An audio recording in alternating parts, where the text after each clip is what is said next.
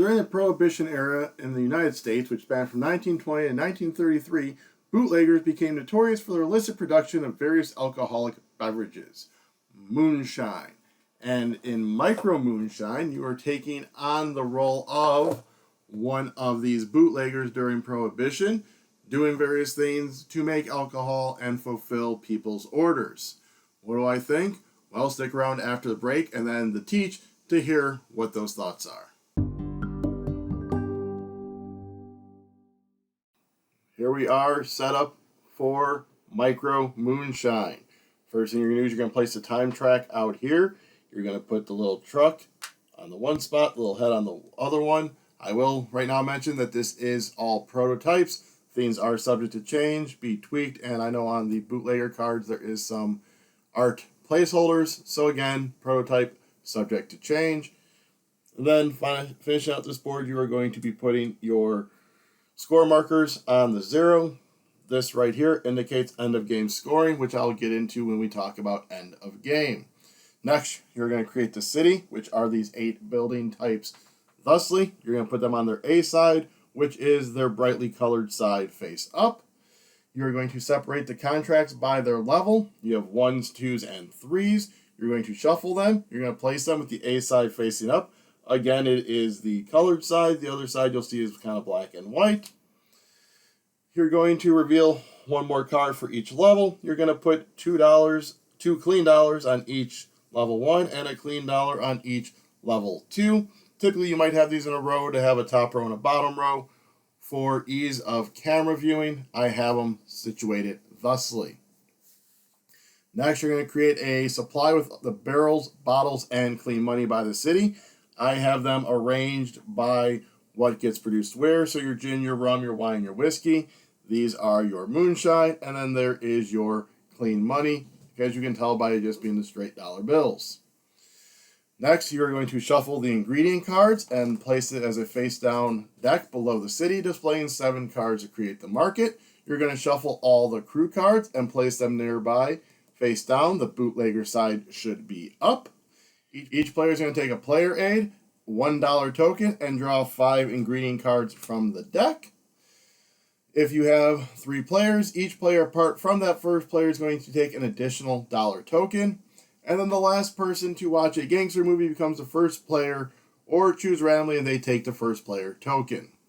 For the game overview, the game is going to play over 4 rounds. Each round consists of 6 turns. You're going to have a cleanup phase, and then you're going to start the next round. Some key concepts to notice in this game is money. There's 2 options. There's dirty money, which is shown and indicated by this rolled up bill, and then there's clean money, which is denoted by the green symbols for the dollar bills. There are also 4 types of ingredients: water, grain, fruit, and sugar. So you have your water, your fruit, your grain, and your sugar. Your hand limit is you can only have 7 cards in your hand. You can get more than 7 on your turn, but at the end of your turn, you need to discard down to a hand of 7 cards. Crew cards. Crew cards are required to play actions on buildings or possibly do other stuff. They have some stuff on them. Up here is the cost to hire them. So this Justin Wu is a dirty dollar and a clean dollar. You can spend clean money as dirty money, but you can spend dirty money as clean money. Then down here you have if they have a passive ability and if they do an action. And then on certain cards you'll see these symbols, which will make sense as I get further into the game. Crew members are limited to 4. You can only have 4 crew members in front of you at a time. For contracts. Contracts, you are going to fill one of either side. It denotes what needs to be there. Sometimes it is bottles of alcohol. Sometimes it is ingredients. If you do a level 1, you need to supply the bottle you need, and then either 1 dirty money or a bootlegger. And then if you'll notice on the back of the cards, the bootlegger show that symbol, so it matches up with that. Level 2, same thing, you need the stuff there, but now it's going to cost you 2 money or a bootlegger. A level 3 costs you a dirty money and a bootlegger. The 1s and 2s have dollars on them, so when you fulfill those, you take the money. You'll notice the point value there. You'll move your score marker, and then this lower value is if it has to get flipped over to its B side, that will be the value that'll be then. The city out here has buildings that do different things, and once a building is used, it'll be flipped to its B side, which is usually lesser or something may cost more. Your 4 above the top is very simple. You turn in the ingredients from your hand to make the designated beverage. So for instance, I have a wheat, a sugar, and a water. So if I went to the rum house, I would discard these and I would take a barrel of rum. And then once you visit a location, you flip it to its opposite side. All of the barrel houses, when you flip them over, will now cost you a dirty money to make that, as well as all of the ingredients. So that is the top row. The black market is you turn in barrels or bottles of a specific type to get moonshine. It can be whiskey and rum to get 4 moonshine. It can be wine and gin from 4 moonshine. Or it can be wine or gin plus the sugar to get 2 moonshine. Or any bottle or barrel and 5 money to get 2 moonshine. Again, when you do it, you flip it over. And in this instance, it's all the same, except everything now costs an extra money. The bottling plant allows you to turn your barrels into bottles. You're going to spend a denoted amount of money to be able to turn the amount of barrels into bottles. So it's 1 to 1, 2 to 2, or as many as you want of the denoted type. When it flips over, you only have the 1 and 2 option, and they both increase in cost. The docks is you are going to draw 4 ingredients from the deck and gain a worker, putting it as its bootlegger side only as long as you have room in front of you and not exceeding the 4 crew members. When you flip it over, you no longer get the worker. The street market is you can sell water for 2 clean money, the other 3 ingredients for 1 clean money, or you can turn 1 of each thing to get a moonshine. When you flip it over, the only thing is you can sell the ingredients for 1 clean dollar. These bottom 4, these show this icon, these show these icons. So typically, in order to activate a building, you have to discard a worker. If you have that worker that's denoted there, you do not have to discard a worker. With all of that being explained, let's get into the round structure. First thing that's going to happen in a round is the drafting phase. Each person is going to get 4 crew cards. They're going to look at the cards. They're going to choose one of the cards, and then they have 2 options. They can put it on its crew worker side and spend the money required. So in this instance, it would be 1 dirty money. Your supplies have the dirty money on it, so I would just discard the sugar, and I can have him face up in front of me, and I'll be able to do his action or power on my turn. The other option when you take it is you, for free, can put it face down as a bootlegger. They all have varying powers. Some are passive and some are actions. If it's passive, it's always active as long as they are face up in front of you. Actions are taken in the action phase, which is going to be the phase I'll explain next, and some have a passive and an action phase. So you're going to grab one, put it in front of you, pass the cards, next person passes you over the cards, and you're going to go until you have 4 in front of you. If you have any cards left in your hand, because in later rounds you may, because you can keep one worker from round to round, any cards left over will go to the discard pile. So let's just give me 3 bootleggers for now. There we go. So that is my crew. You then go into the action phase. There are 3 different actions you can take. The first is a market action. The market action is you just take ingredients. You can take 2 different ingredients or all of the same ingredient. Once you take ingredients, refill from the market. The next action you can take is you can take a city action. In order to take a city action, you have to discard a crew member unless you are taking one of them with the denoted symbol and you have a crew member with that certain symbol. Did I put down? There we go. So say I have Mark Borrow face up. He's got the $sign. So if I go to the street market or the docks, I do not have to discard anybody. So once you go there, so say I go to the Barrel House Wine, I would discard a worker that I went to. I would do what I had to do. And then this gets flipped over to its B side. Third action I can do is a crew action. So if you look at this bottom, some of them have actions, such as this worker right here. This action is sell any number of ingredients where water is 2 and those are 1, so it mimics the street market. If I activated his action, I would simply do the action, and then he gets flipped over to his bootlegger side. The only way you can flip a card over to the bootlegger side is if you do their action. So those are your 3 actions, is the market, city action, or an action on one of your characters. Additionally, as a free action at any time during your turn, you can fulfill one of the contracts by delivering it. You would simply discard whatever you are fulfilling it with. You'll take the cash if it has it on there, you'll move your point marker, and you'll take this card for end of game scoring purposes. Once it gets back to the first player, you're going to move the time track over 1. Once it reaches 6 and everyone has taken their 6th turn, you go into the cleanup phase. You're going to skip this phase in the 4th round, but in rounds 1 through 3, the first thing you're going to do is any contracts in the bottom row that are on their B side get discarded. You are then going to flip all the remaining contracts in the bottom row to their B side. So if the round ended thusly, these would all get flipped over to their B side, which, as I said, is a lesser value. You're then going to refill the contract offer if there's any empty spaces from this area. You are going to add clean dollars to the contracts if there are none. So 2 on the 1s, 1 on the 2. You're going to flip all used buildings back to their A side. You're going to discard all ingredients from the market and refill with 7 cards. 1, 2, 3, 4, 5, 6, and 7. Each player is going to draw an ingredient card from the deck. Each player may keep 1 crew member without paying anything. They'll have to discard the rest of the crew members. You're going to reshuffle all crew cards, pass the first player token to the next player on the left, and then proceed with the next round, starting with that drafting phase. After everyone has completed their 6th turn in round 4, you move into final scoring. First, you are going to see who has collected the most contracts, and they get 2 points.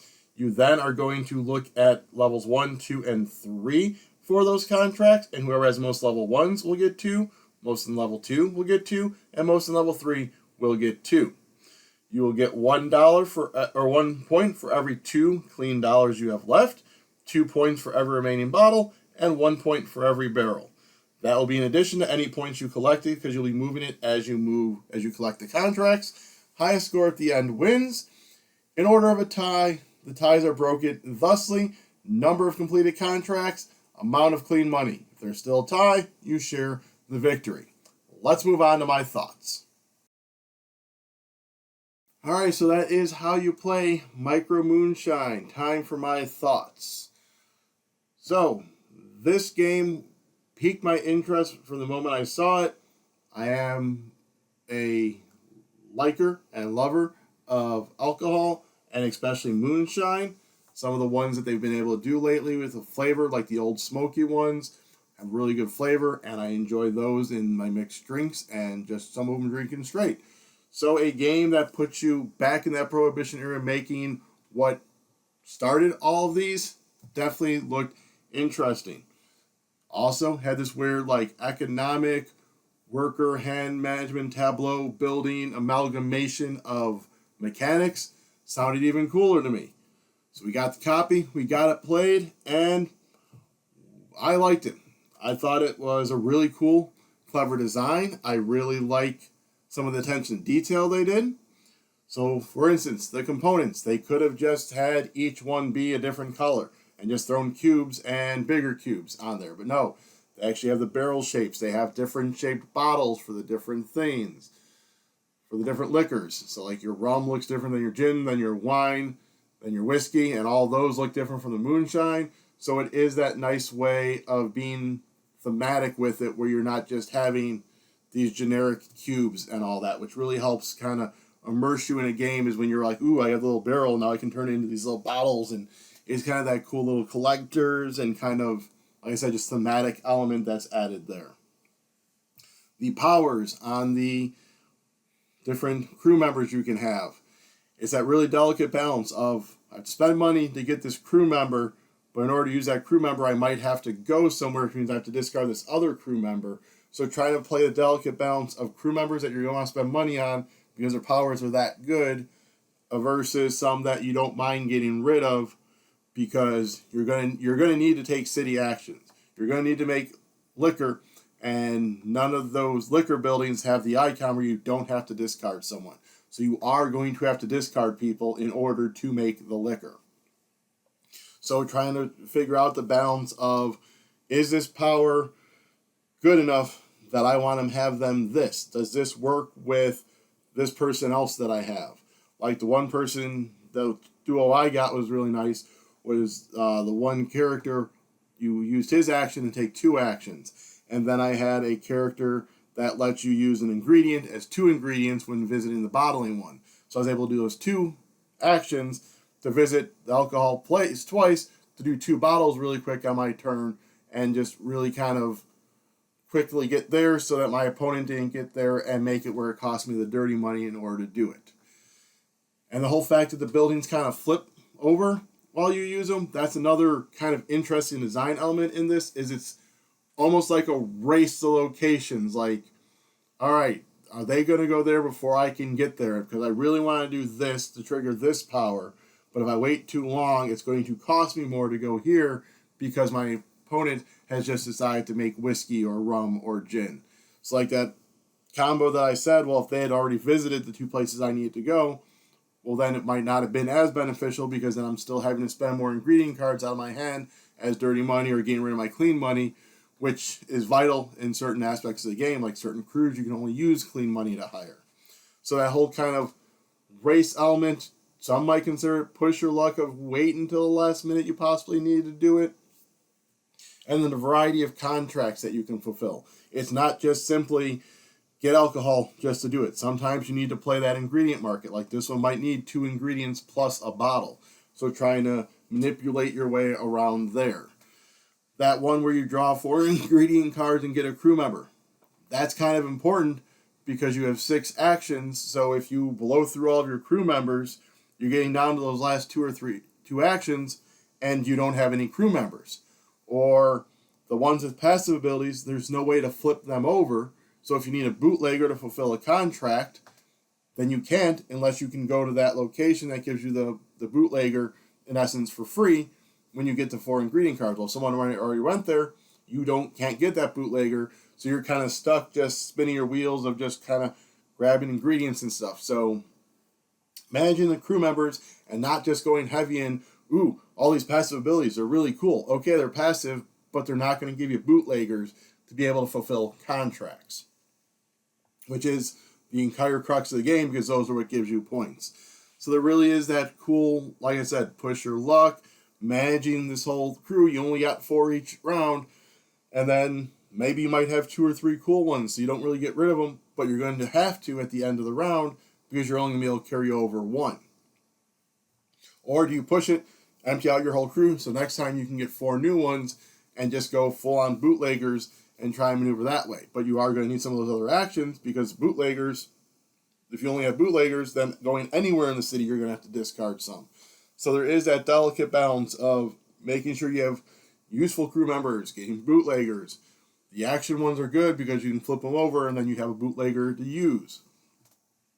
That I found really cool. And then the end game, comparing the contract. So yeah, you can go and just get a bunch of 1s and get the 2 points for that and 2 points for having the most 1s. But if someone just gets more 2s and 3s, it in essence was a wash. So you really have to want to maybe balance it out and kind of keep an eye on your opponent to make sure they don't get too far ahead to kind of get those 2 points because those 2 points can be big at the end. So in all, really enjoyed it.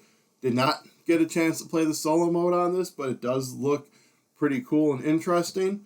So Micro Moonshine, go ahead and check out the campaign. I have the link in the comments or in the description down below. And if you want to go ahead while you're looking at that link, go ahead and click like, subscribe, comment, ring the bell for the channel, and then share this video so you can have more people learn about micro moonshine.